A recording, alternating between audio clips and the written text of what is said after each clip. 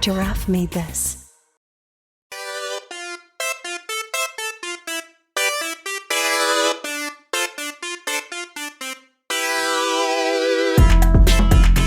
Welcome to After Playlist, where we help you discover music that you can feel. I'm one of your hosts, Terry Yo. And I'm feeling myself, Brandon Lee. That's right. Today, we're talking about what happens when genres break containment and start mixing and fusing with one another, consensually, of course. So basically, like, imagine taking like a 300 or 400 year masterpiece and throwing some heavy bass lines on top of it. To some, that may seem blasphemous. To others, maybe a good time. But either way, I feel like it's a good way to keep the music alive. Mm-hmm. And, it's a new vibe for some of these ancient, musical arts at this point. And I feel like you're going to be here for it. I know we're here for it, whether or not, Brandon agrees or not, because, I'm right, you're wrong, nothing to do about it, Matilda. But either way, it's here for a good time. So we're going to be referring to the songs on the playlist throughout this episode. So if you have not already listened to the songs that we're about to discuss, we have direct links to the music playlist in the description, aka the show notes of this episode for your listening pleasures. Like I said, we make it very easy. We're on 3 major platforms. We're on Apple Music. You have to have a subscription for that. Spotify Premium. You have to have a subscription for that. But if you don't, we're on good old YouTube. We use YouTube Music. YouTube Music is free. But if you do have a YouTube subscription, it makes it so much better if you have that. But if you don't have it, you can always listen to the full version on YouTube. And if you don't have the full version, or not full version, but if you don't have a what's the name called, Apple Music subscription, you should be able to listen to like the first 30 to 45 seconds of the song to kind of get a feel for it. If you don't want to pay for music or broke, life be lifing. I understand, but we either totally way, get that. Yeah, we totally understand that. But, these songs, in particular, this playlist, I feel is definitely worth the listen. So it's a fairly short playlist, but it's very impactful and it will keep you entertained throughout. Yeah, it's a nice, tight, like basically right at an hour. So good 59 minutes. Yep.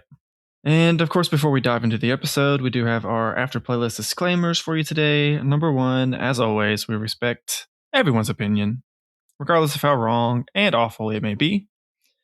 Number 2, although there aren't any lyrics present on the songs in today's playlist, you may find yourself wanting to bach that thing up or maybe Beethoven bouncing around, and that's okay. That just means that the fusion is working. So with that being said, shake that jazz with pride. Shake that jazz. Watch yourself. And number 3, we're just talking about the music, not the artist's real life personal or cancelable issues. Fairly certain with these jazz artists, there's not going to be much to talk about anyways, even if it was. Well, it doesn't matter. Even if there was, we're not going to get into it. Exactly. And lastly, if you're enjoying the podcast, please be sure to give us a like and subscribe to the podcast, wherever it is that you listen to us on. That could be Apple Podcasts, Spotify, YouTube, Pandora, Audible, wherever it is that you get your podcasts. You will find us there. That is the easiest way to share and support the show. And we appreciate you. Yeah. Cost you nothing. Just click the little button. Makes us feel good. Yes, sir. So without further ado, let's get composing, my dude. Yes, sir. So before we get into it, did you have anything that affect your experience while listening to this playlist this time around? No, I don't think I did really. Okay. Not really a lot going on in my personal life that would have played an impact listening wise.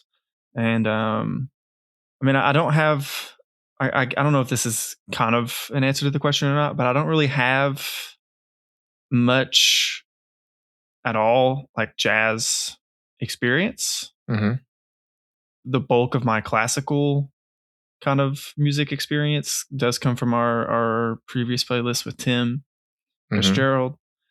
So I guess maybe that just my lack of experience and history with the genre itself.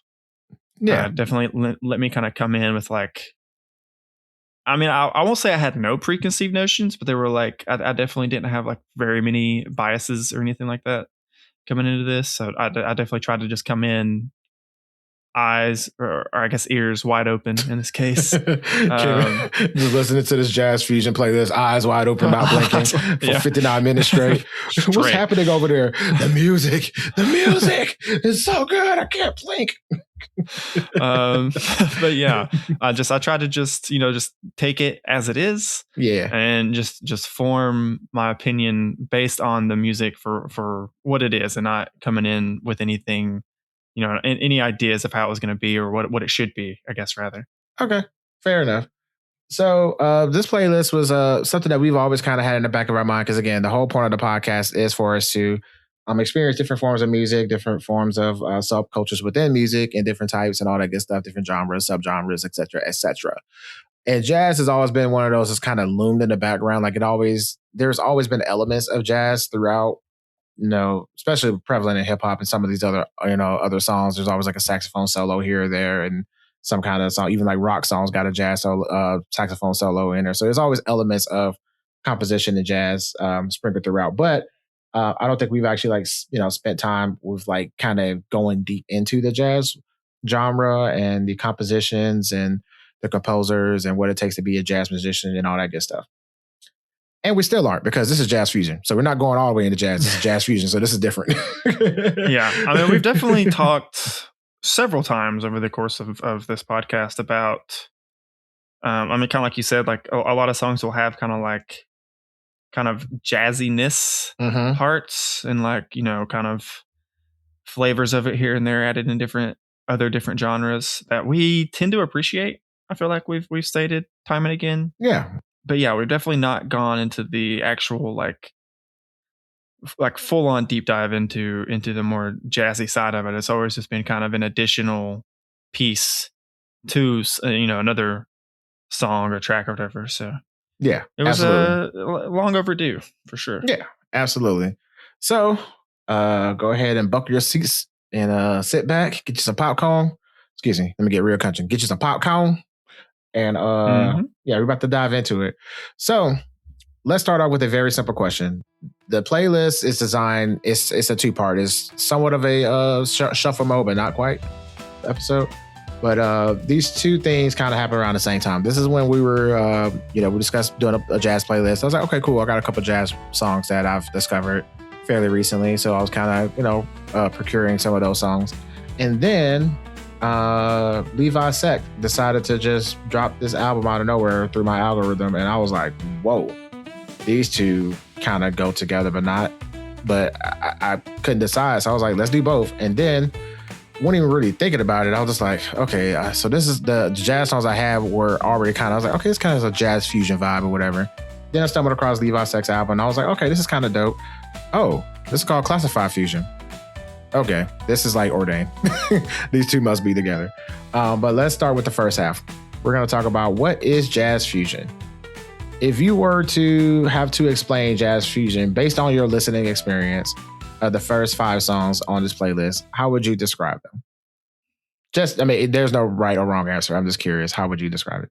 I mean, it's definitely, I guess it's similar to what I was just talking about, where it's like definitely jazz-y, but it's not like straight up jazz. But I feel like for the songs on this playlist and kind of more songs that maybe might be titled jazz fusion, it might be more like jazz forward.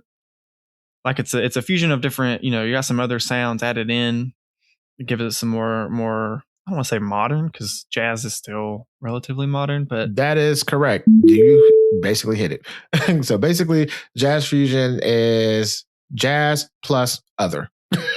So, jazz plus rock, jazz plus funk, jazz plus R&B, jazz plus electronic music. That's basically what jazz fusion is.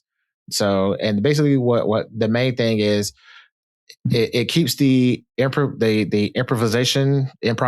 Sorry. Oh, another disclaimer. I just want to let everybody know I'm going to mix some of these words up. English is my first language, but vocabulary is not. and pronunciation is not. So it's going to be just take it for what it's worth, because some of these names are hard and I did not commit it to memory. So we're just going to roll with it. But I did take notes. So I'm going to try my best to be educated. To be fair, your pronunciation of improvisation.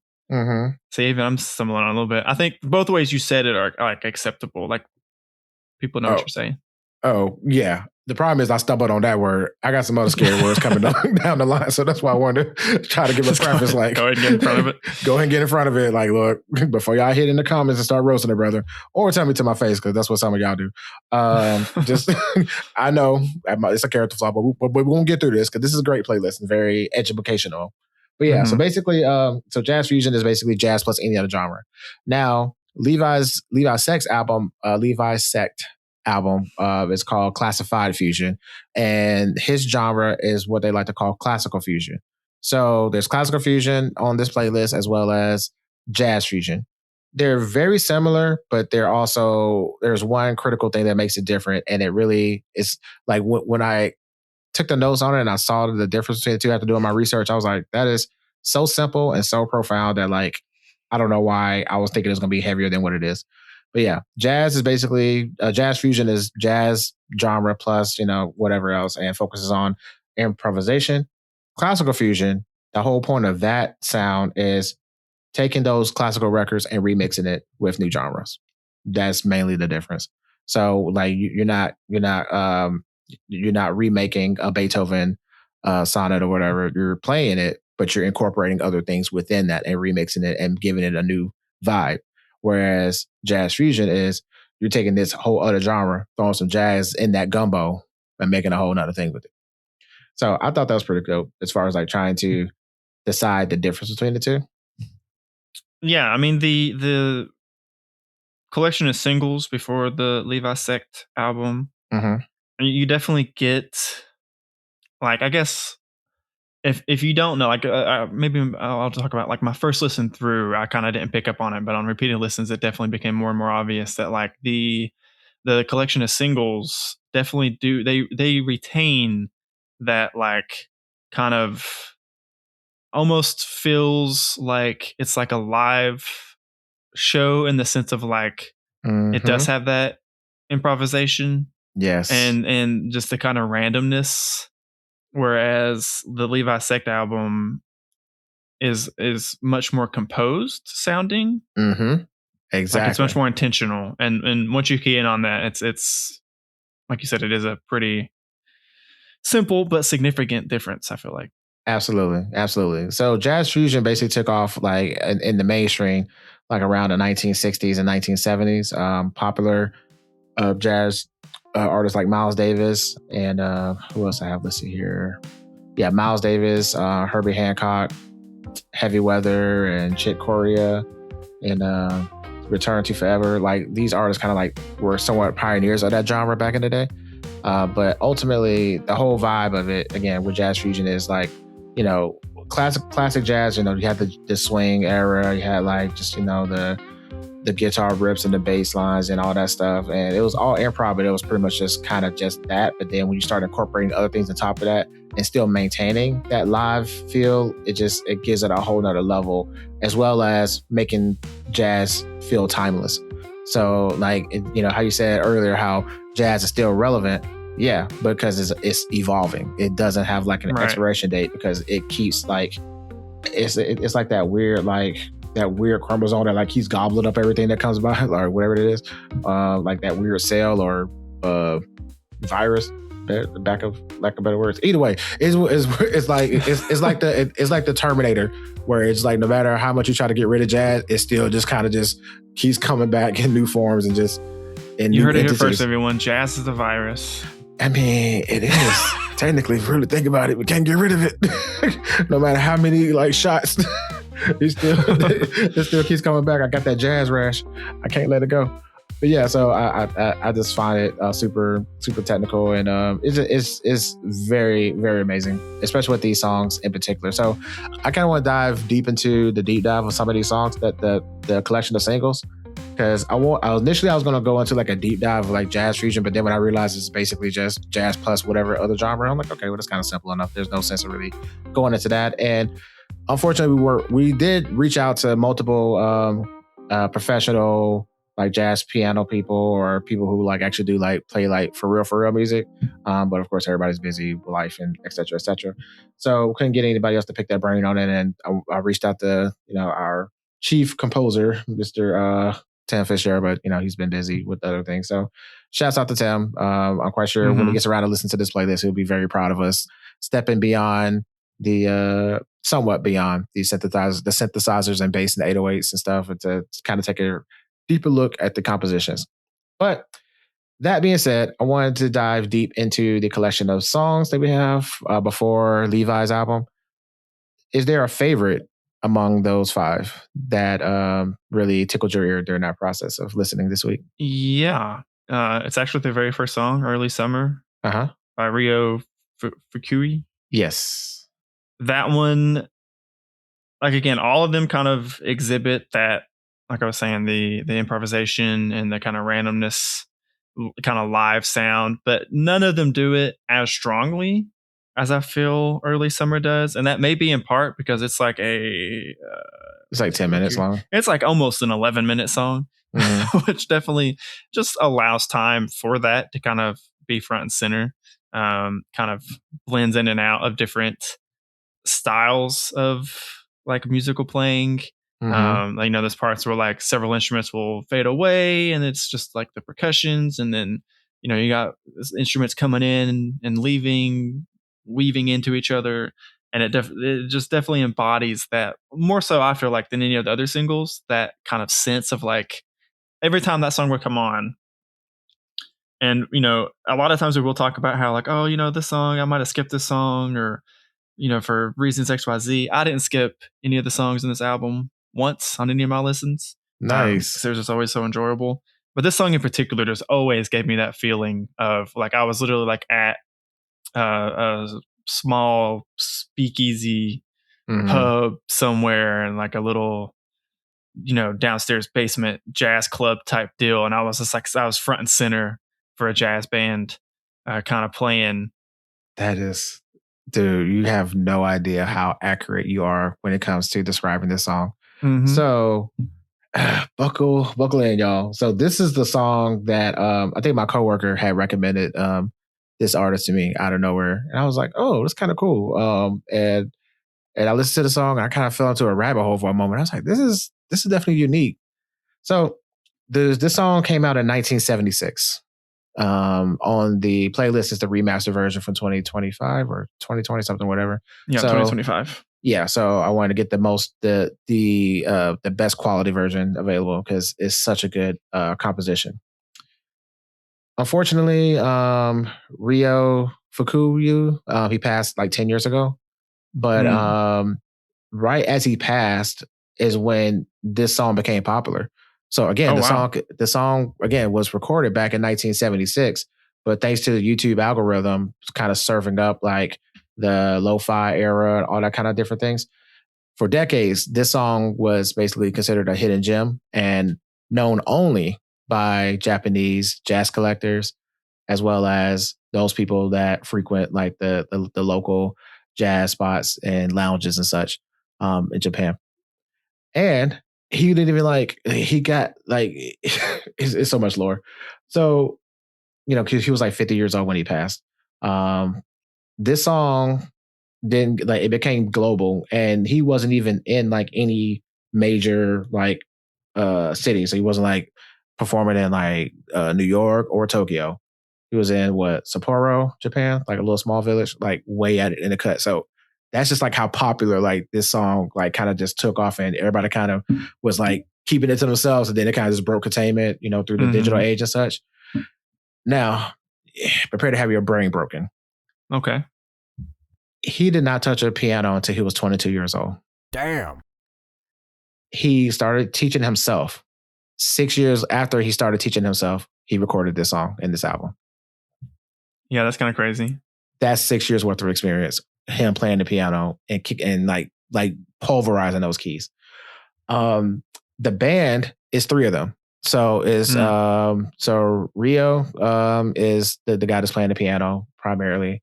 His brother was on the drums, and they have a third guy, Satoshi Dempo, I believe, and his brother was Yoshinori Fukurio.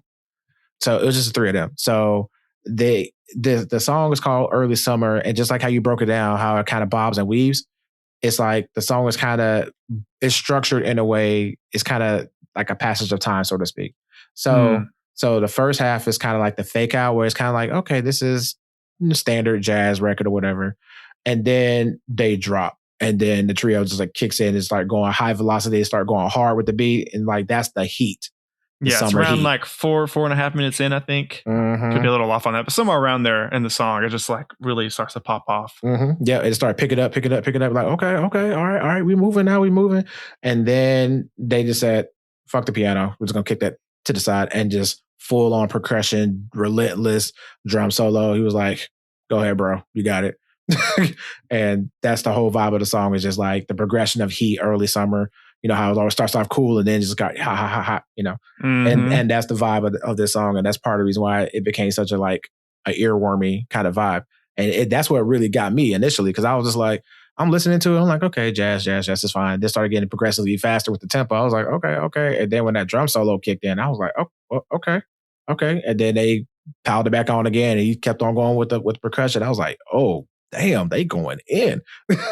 So it was a total vibe. So yeah, it's such a technical masterpiece, because it's also very timely, just for like, as the time of this recording, it's I'm having a little bit of a cold snap currently as I'm recording this, but the last couple weeks has been relatively, like, you know, we've gotten up into like the 80s a couple of days. So just the idea of like what you're saying, like early summer, cool then hot. I don't know, just it fits for literally like where we are in time right now. Exactly. So it's amazing. So yeah, the album is called Scenery, and it dropped in 1976, and this is like one of the standout songs, if not the standout song, from Mr. Fukui. And the album has gotten millions of listens worldwide, and pretty much became the gateway drug to an entire generation of jazz Japanese, or J-jazz, or jazz kissa culture. You know, where, you know, people who are like really dedicated to listen to jazz, Japanese jazz music, in these different cafes and such. So yeah, good pick as far as your top pick. I'm glad you really like that one. Strong opener to the playlist in general, really. Oh yeah, as you usually do when you select your first opener song for a playlist, it really sets the tone and kind of sets expectations for what you're going to get. That's my favorite thing to do. Whatever topic we pick, I'm like, I want you to know that the topic has changed from the last playlist that you heard. Like, oh, this is the theme of this playlist. Okay. This one does that excellently, I will say. Absolutely. So since we're starting with the first one, I guess I can go ahead and go down in order, if that's okay with you. Or is there another one that you want to dive into first? I mean, ironically enough, my second favorite, it was the second song, in 29 to Berlin, A Color Show. Okay. So I mean, yeah, we just go down the line. Okay, cool. So when you listen to that one, what's the vibe you get of that one? Yeah, so this one, it always gave me the sense of like, how do I want to put it? It in my mind, it kind of made me feel like I was in a scene from a movie where like some suave, cool guy is just like strutting down the street, maybe in like New York, you know, some like busy metropolis type place. And like, that's just like the background to this cool guy just going about life. Okay. I don't know. That's always what was like in my mind for some reason whenever the song would come on. It's just a very chill, cool vibe.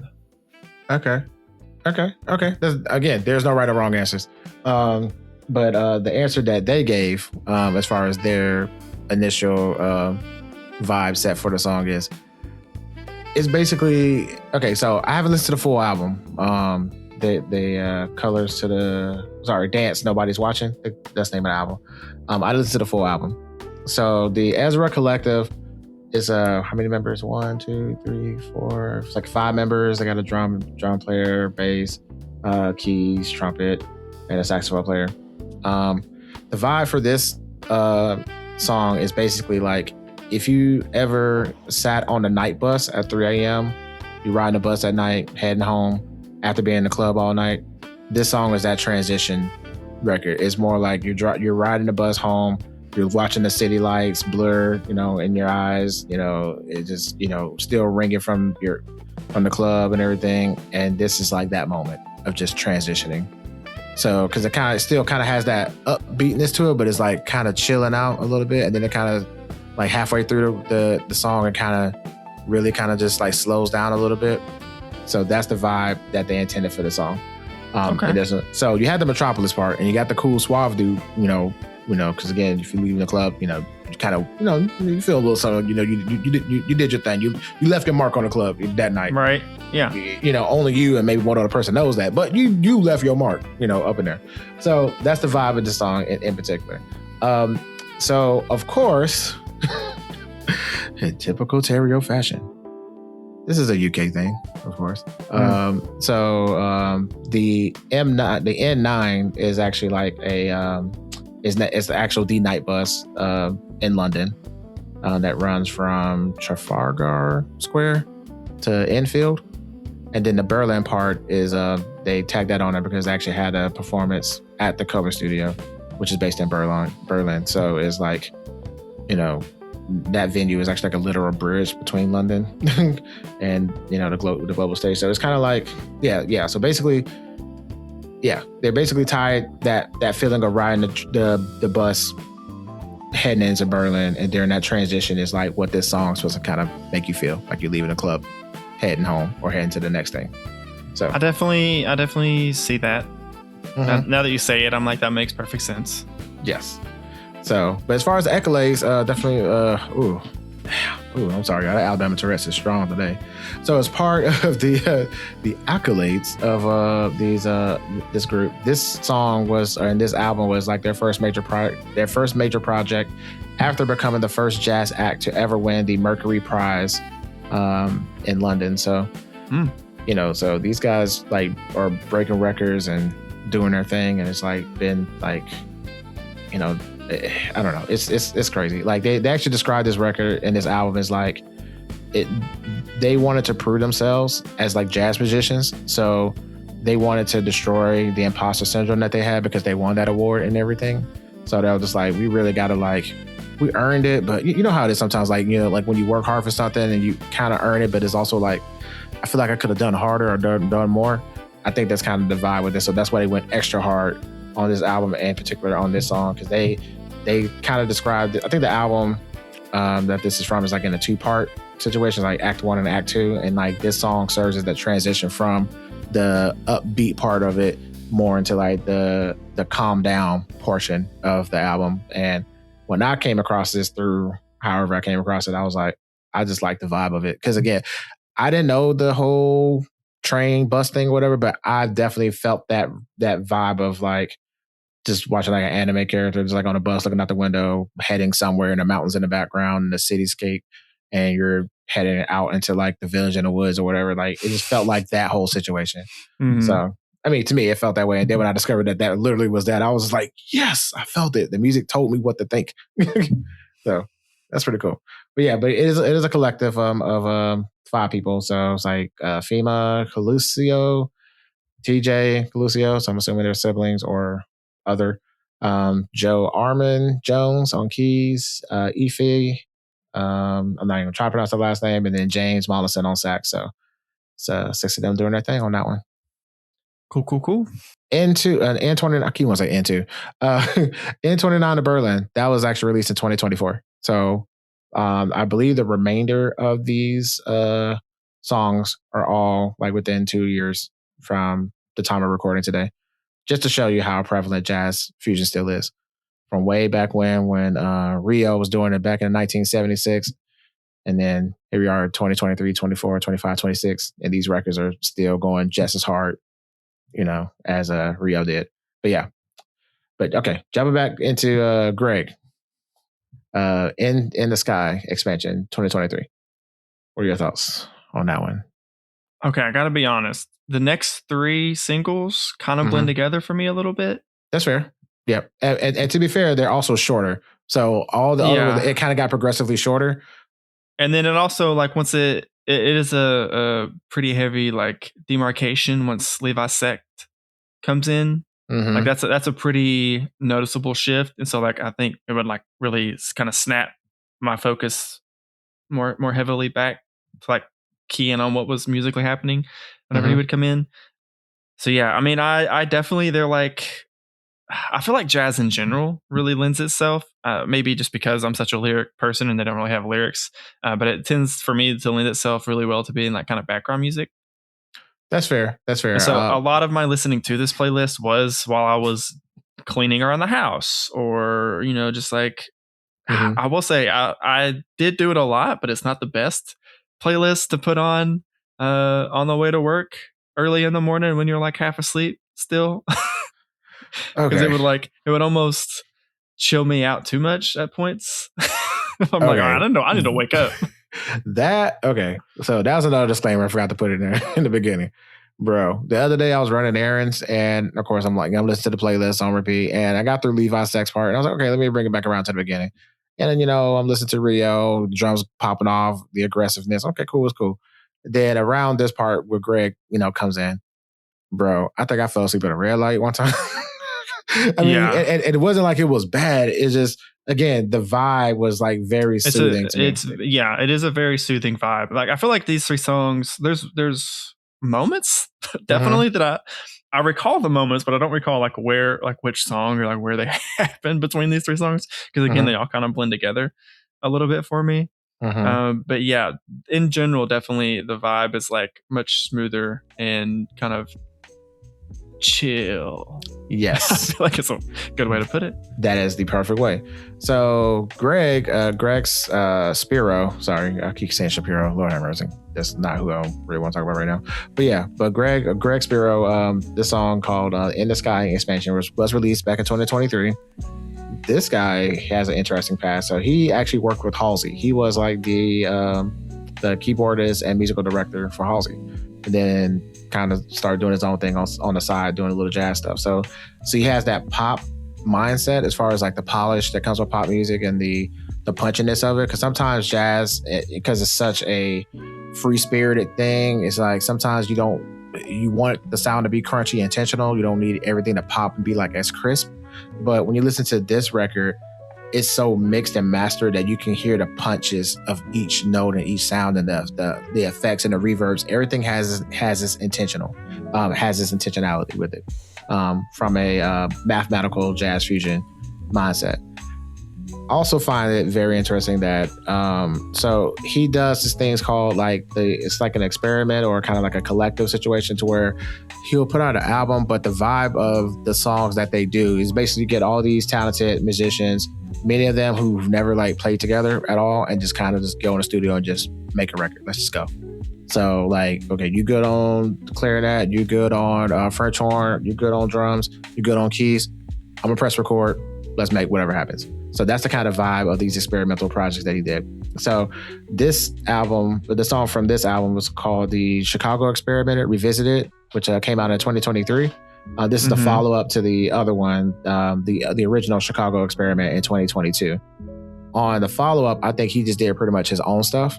So this song, even with all the drums and the keys and everything, totally him. Damn. So he just mathematically, layered it to where, again, it feels like improv, and it is mostly improvisation. Oh, God, Lord. It's a hard word, dude. I don't know why it is such a hard word. It's such a hard word, but my brains keep shutting down. My Wi-Fi keep getting disconnected. Let me reboot. Okay, I'm back online. So it's freestyle as far as like the performing of the notes and keys and such, aka improvisation.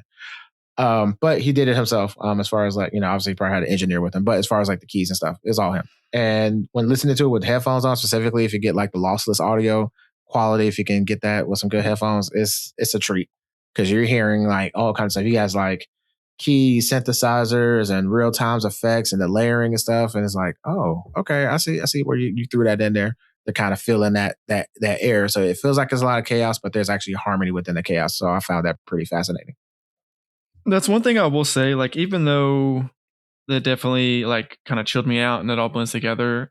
I can still recognize that the quality Mm-hmm. of these three tracks, I guess in particular, the last three of the single section, like this still like super well done.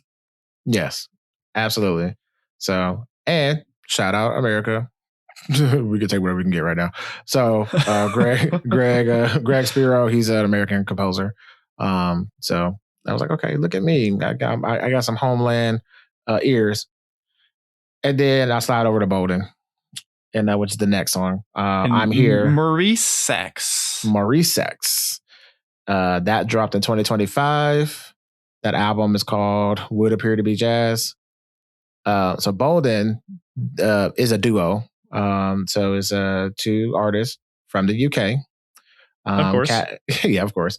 Catherine Rennes, who is a classically trained pianist, vocalist, saxophonist, and Ruben Barrett, who is a multi instrumentalist as well as a producer.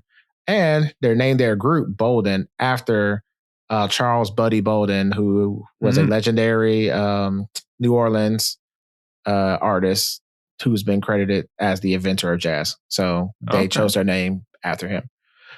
Their thing, their goal, their intention with their music is we don't want to just play jazz. They want to curate vibes. So they want to kind of bridge the gap between live performance as well as like the late night electronic DJ set. Thus, more of the fusion. So this song, if you recall, this is the one that has a little more of an unsi feel and has the saxophone layered over it. And is the way I look at this song that makes it stand out to me is sometimes less is more. So you really just got a chill hop vibe, a low key, like lo-fi moment. You got the unsi in the background, and then you got like a smooth sax playing over it. And sometimes less is more, and you don't need like a lot of extra. I mean, it's okay to beat the drums until it like disintegrates in front of you, but sometimes it's just like I just give me a beat, give me a house track, and then put like let the saxophone be the lyrics of the song and kind of just ride through it.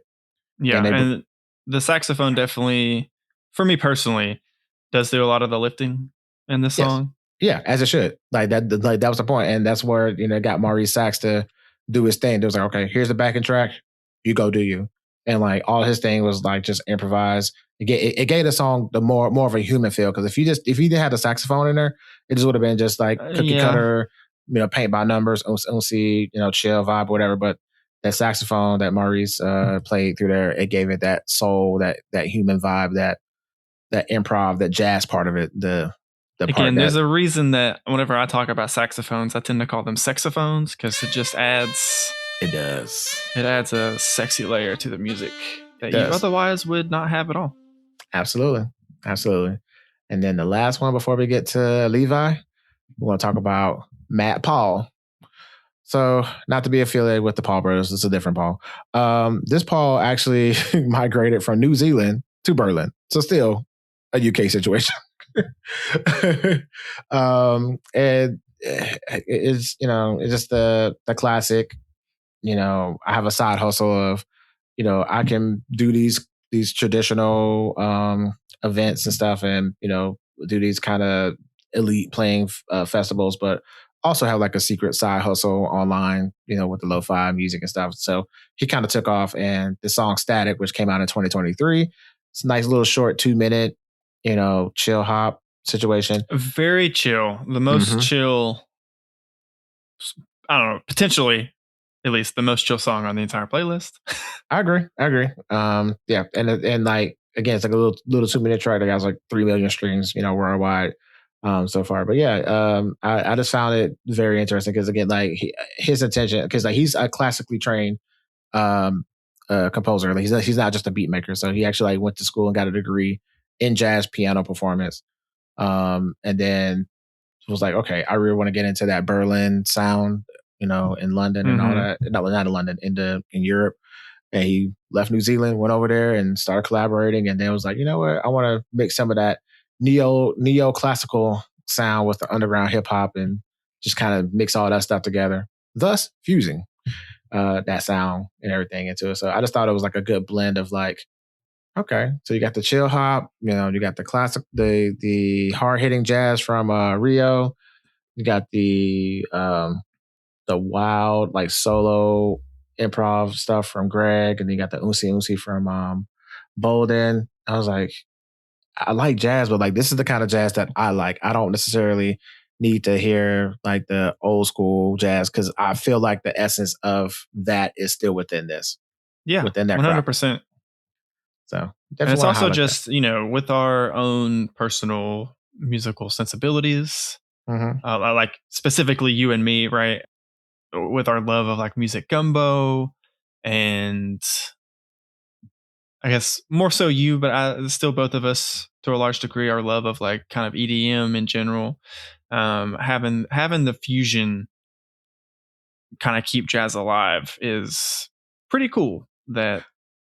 It's really neat that like jazz is able to, like you said, is through evolving and mixing with these different genres, like it's staying alive as its own genre.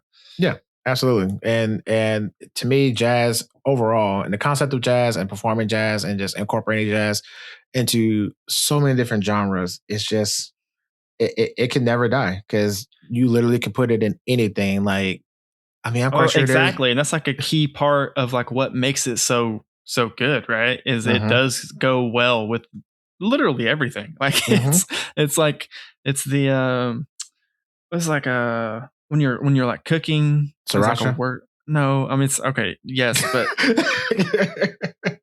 as a word, like a lot of things have like eggs added. It's like a binder. Is that the word? Yes. Yeah. It's like a musical binder of sorts that like kind of helps bring kind of maybe what would be disparate, not well together sounds, and like just kind of bridges the gap between them. It does, which is like really awesome, man. This playlist in general, but especially these handful of singles here that you chose for the playlist, definitely deepened my appreciation for it on that front. All right. So before we dive deep into classified fusion, let's take a brief moment, reset our ears, and be right back. And we're back. So classified fusion. This to me is, I would like to say for myself personally, this is like one of my favorite discoveries as far as music and doing this podcast. This was a happy accident. And I ran a few personal experiments with this record outside of the podcast. As y'all know, I get to listen to music at work. So sometimes I'm the DJ by choice and also by force. So sometimes I was like, okay, I don't want to hear TLC for the 30th time today. I just need like a music coffee beans, a music coffee beans, or some kind of palate cleanser, or something that's not going to scare everybody away, but I need to hear something else different for a minute. Or I'll kind of put this record on to kind of start my day, to where I can have enough brain power to think and not be distracted by lyrics, but also have like a good beat in the background that's also keeping me motivated. It's kind of weird. That's how my brain works sometimes. Sometimes like I need some background music, but not too slow, but not too fast, but also like not too boring, just to kind of get my day started. Then once I get comfortable with that, I can throw some music on, like real music in the background, and then be like, okay, now I'm vibing. So I will put this record on a couple times, and some people will be like, oh man, you got the elevated music on? And I was like, no, just give it a second. It's warming up. It's like, man, they ain't trying to hit. And then that bass drop, and I got my speaker, my good sound speaker with me. They're like, oh shit, okay. Everybody head start bopping. They're like, okay. Like everybody, like I just put it on. Don't say nothing about the record, like what kind of record it is. They just hear the smooth piano, and then, ladies and gentlemen, the left hand comes through. And then that whole mood switch. They're like, okay, all right, that's dope. I like that. And so many people will be like, it was like, yo, who is that? So I put people on to this album before we even got a chance to record the podcast, as well as just watching people's responses. People who, I hate to say this because again, music is super subjective and you don't know what people really are into musically. But I put this record on with people who I truly thought could care less about it, and they became fans of it because of the classified fusion of it, mixing that classical sound, that's boring stuff that they've all heard, that we've all been forced to learn one way or another, or at least know of, because Western music culture and all that good stuff. but to have it remixed in a way to where it's palatable for this generation as well as for this for this generation right now. I thought it was pretty dope. So what was your take when you got a chance to listen to this album? I mean, I'm definitely, I feel like maybe someone that falls into that category of people you were just talking about, that like you maybe might think I wouldn't necessarily appreciate it fully, but really ended up I really super dug this album. There's several songs that were like huge standouts for me that I will most likely add like just to my own personal like giant mega playlist that I occasionally will go back and listen to, right?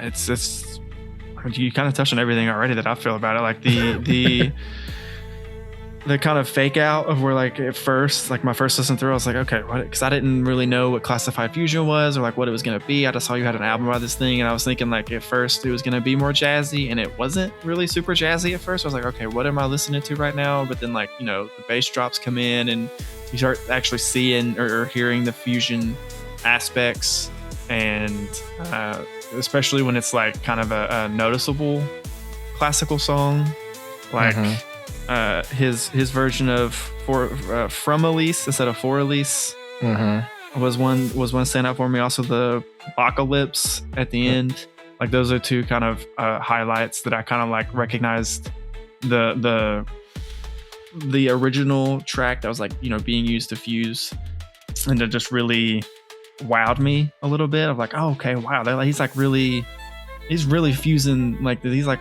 totally remaking these classical songs that have, granted, stood the test of time and are still listened to today, but he's like remaking them for a modern audience, and I hugely appreciated the whole album and like the approach of that whole idea of taking these classical songs and sounds and remixing them and making them more palatable, I guess, for a modern audience. Yeah, I 1000% agree. And I discovered him through my, you know, algorithm, whatever. So he basically blew up on social media. So Levi.Sect, aka his real name is Levi Schecterman, whatever. So it's a long last name. He's German, so it's like mile and a half long last name.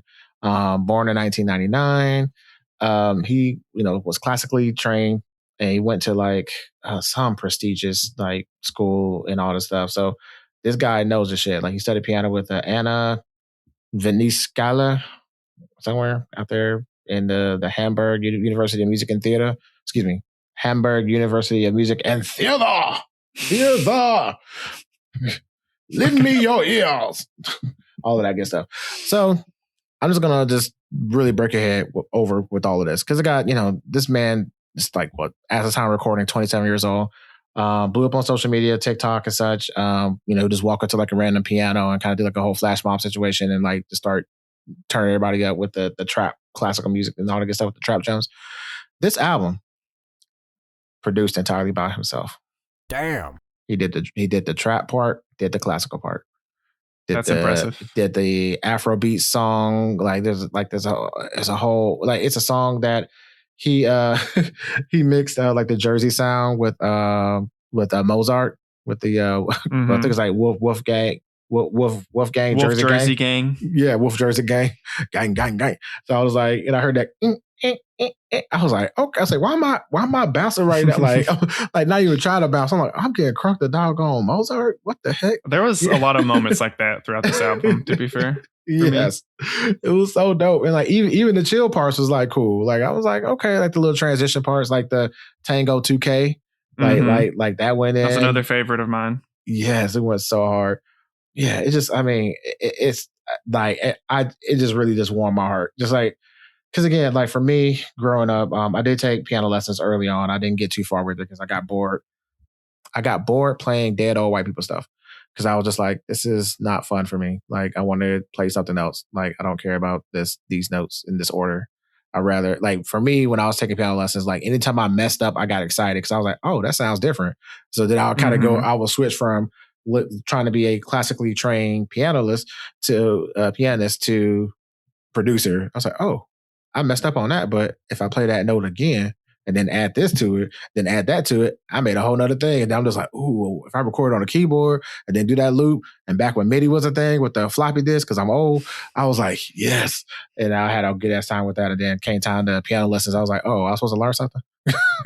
So I was like, my bad. So mom was like, yeah, we ain't paying for this no more. You ain't acting right. So, but yeah, so Levi, again, super talented, well trained, and basically over the last year, I just became super popular online, and got a lot of following, and that's why I love music in this current stage now. Yes, there's a lot of slop that's out there. There's a lot of paint by number stuff, and there's a lot of things that are yet to be desired. However, when there's cream of the crop like this, it's not being held back. It finds its way to us.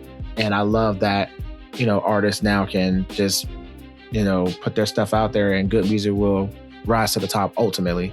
And, it's not held back, or, it's authentic. It's coming straight from the source. It's not filtered through like a record label or some kind of product, scenario or whatever. So I thought it was pretty dope. It is. That is pretty dope, and definitely a testament to the way music is kind of handled these days, and just the accessibility both for listeners and the artists into things, just in getting stuff out there. Yes, like you were kind of saying right there. I don't think before streaming, just the music landscape being what it is today, before all this kind of came about, I could be completely wrong in this because I was younger, granted, at that time, but I feel like it would be much harder for an album like this to be made back in the day. Oh, yeah. It would be like you basically have to have already been successful, and then like you're kind of using your previous success to kind of bank on and bankroll the production of something like this, versus being kind of a relatively unknown artist, being able to come out with something like this and follow your passion and your love of different sounds, and kind of and make something unique and endearing, and something that kind of brings, kind of like we were saying, just brings people who they may not, if you would just ask them on the street, like, would you listen to this? Be like, oh no, that's not my thing. But then they listen to it and they're like, okay, actually that's a total vibe, and I really dig it, and I want to listen to more of it. Like, that's a testament to his skill as a artist and producer, and I love it. Yeah, absolutely. Like, the barrier to entry, it no longer exists. So, because I guarantee back in the day, if you would have tried to present the concept of this, they would have been like, nah, I'm not paying for that. And then the fact that he just did it on his own and dropped a trap classical music album, and then it goes as hard as it did. And then for him to do all of the composing and the actual like trap music of it all as well. And again, it is not just like cookie cutter stuff. Like, this stuff is like super precise. Like, you can't just, you can, DJ mash up and blend some stuff together and it may work out. But when you're creating original compositions and you're fusing classical music with the modern sound, you still have to maintain the integrity of the classical record. And for him to maintain the authentic Wi-Fi disconnecting, rebooting, give me one moment. And we're back online. To maintain the authentic, hold on, false alarm. Do you want me to help you? Do you want to phone a friend? No, not phone a room. I'm gonna get it out. I'm gonna get it out. And we're back online. For him to maintain the authentic. Okay, I'm following a friend. I got it. Authenticity? There we go. Authenticity. There we go. For him to maintain that level of authenticity, as far as like being a classically trained, professional composer and pianist or whatever, and then to add the modern beats on top of it to give his generation and our generation a new sound based on the old sound to kind of keep that classical music alive. Like, that's like, that takes a lot of talent and a lot of skills. And for him to be, at the time of this recording, 27 years old, to do all of this, and doing this all the way in Germany, and this shows you how small the world is, because we're in America, and I got served this album, and it came out in 2025, into 2025, and I fell in love with it. I've been listening to it all the way from like the moment it dropped all the way through like now. I think it dropped like late last year, and I've been like sitting on it for a minute. I was like, ooh, I can't wait to start a podcast. And then we came up with jazz. I was like, boom. Like, I'm gonna make it fit. I'm gonna make it fit. I'm gonna find a topic. We're gonna fuse something with somebody. I do want to just to kind of like give people an idea if you haven't listened to that album, or if you're not really familiar with some of these composers that Levi remixed. I just want to kind of give some of these names to see if they kind of ring a bell.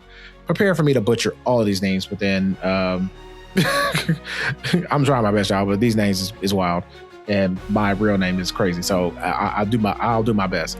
But Johann Sebastian Bach, that's on there from the Apocalypse. Wolfgang Amadeus Mozart, Wolf Jersey Gang. He samples. He kind of gives him a nod throughout a couple times. Mm-hmm. Ludwig Beethoven. He gives Beethoven a few shots throughout the album. Jean-Philippe Rameau. He was another composer that he got sampled through. He's like a French guy, and I think it was like Les Sauvages. I think it was like featured on this one. I might be misremembering, but anyway, another composer, Frederic Chaplin, Sergei Rachmaninoff, Felix Mendelrush, and then we got Franz Liszt, and then Isaac Albanese, Modest Mercer, and then we got George Gershwin, and then Duke Ellington. I got the last one. So these are all the famous composers from the different eras of music, from the Baroque era. Baroque spelled Baroque, not broke as in like you broke as hell, but like the Baroque from like the classical times. And then we got the Romantic pianists, Virtuosos, and then the Nationalists, crossovers, masters. So he reached way back into the crates and got these old dusty ass records and did the what's the name? Not the Heimlich. What's the thing when you do the push the breath every 2 seconds? CPR on these old records and gave it more life for the next generation to come. Because I guarantee when more and more people find this, playlist, they'll be like, okay, this is dope. And then for those who actually have that ear and want to go into that, this would be a good catalyst for them to go back and hear those original compositions. And I say this loosely because as somebody who is, a non-traditional student and is currently taking a music course right now, this was a welcome enjoyment for me personally, because when you get to hear the original records in its raw form, it does have a different type of impact, sometimes monotonous, but it is what it is. But then when you hear this version of that, paying homage to the original, it gives life to both. Yeah, the 100%. old one, and gives it more life with the other one. So I have much more of an appreciation of those, seeing that like, oh, okay, this record was literally made like, or this composition was composed back in like the 1500s or 1600s or 1700s, and here we are in 2026 still. Yeah, like you're talking about the same old. The Baroque period, right? With like Bach and maybe some of those other names you said that I may not be familiar with, but that's like literally that period of music predates the piano. Just to kind of put that into perspective for some people, like Bach is possibly the most famous from that period. All of his compositions were played on the harpsichord, which is like the precursor to the piano, and does sound slightly different once you notice. Very different. Once you like know, I feel like for your average listener, they may just think it sounds like a funky piano, but once you like know that it's a harpsichord, it definitely sounds different. So yeah, just to kind of stress that point of like, like you said, how far back he went, and just this scope of classical artists and sounds that he pulled from is very impressive. Very impressive. Very holistic in a sense, right? Like he literally kind of got the gamut, I feel like, of a good wide range. Absolutely. So yeah, it's pretty dope. And a little fun fact, as far as like people were talking about Beethoven was not deaf initially. So that wasn't until later on in his later years he went deaf. Exactly. So he ended up going deaf, losing his hearing, but he still composed songs even while deaf, because at that point he kind of just knew. So with that being said, if you have gone deaf listening to us talk for as long as we have, or if you've been blasting this playlist as hard as we have been for the past week or so, you know what you need to do. Go to attheplaylist.com, listen to our other playlists, as well as share this one and recommend this one to others to, elevate their listening ear holes as well. if you want to support us and everything that we do, you can always go to Black Giraffe Made This or patreon.com/Black Giraffe.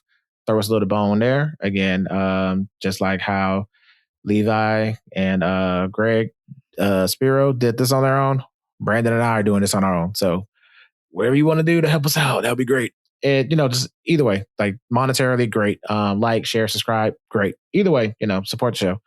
Yeah. So please and thank you. Please and thank you. Until then, keep composing, bro.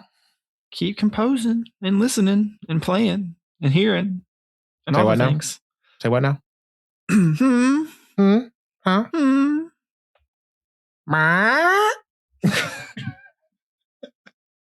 Bye. Bye. Black Giraffe Made This.